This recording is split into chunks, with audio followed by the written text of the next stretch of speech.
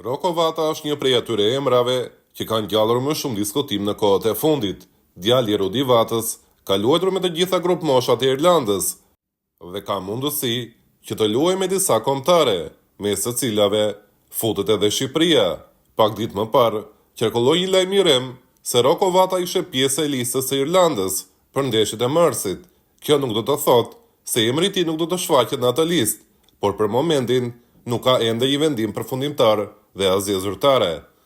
Mund të quhet një lajmërim për shkakun se një fotografi e bërë nga tifozët e Irlandës, ku shihet Roko Vata me fanellën e Irlandës si një prurje e re e kombëtare sa, ka bërë xhiron e mediave sportive shqiptare, duke raportuar si të ardhur nga Federata Irlandeze e Futbollit.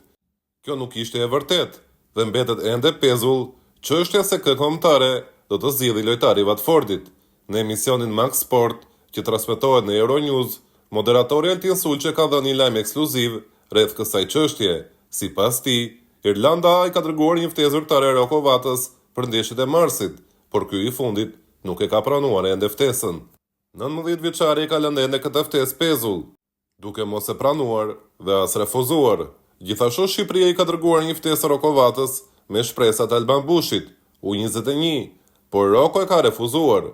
Qartësisht Roko Vata konsideron U21-shin e Shqipërisë si një kostum që nuk i ri për shtat, pasi më parë ka luajtur me Irlandën U21 dhe tani e sheh veten një hap më sipër.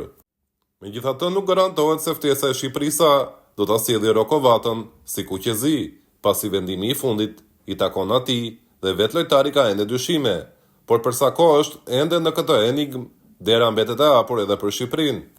Kjo sjellje e tij ka sjellur shumë diskutime, teksa disa po e përgëzojnë që nuk po e pranon ende kombëtaren e Irlandës dhe të tjerë nuk e pranojnë dot sjelljen e tij për të refuzuar Shqipërinë U21, duke e parë si një ofendim. Shqipëria është një krenari për të përfaqësuar në të gjitha grup moshat dhe këtë rrugë e kanë ndjekur Armando Broja, Kristian Aslani, Marash Kumbulla dhe shumë yje të tjerë aktual të Shqipërisë. Për më tepër, te Shqipëria nuk është ftuar as Anis Mehmeti, që ka bërë 12 gola këtë sezon në Championship, në të njëjtin kampionat ku luan edhe Roko Vata me Watfordin, por ai ka shënuar vetëm 3 gola. Avantazhi i këtij të fundit është padyshim mosha e vogël, vetëm 19 vjeç, por duket qartazi se lojtari i Watfordit e konsideron ftesën e shpresave tona si një ofendim për të. A ka të drejtë Roko Vata?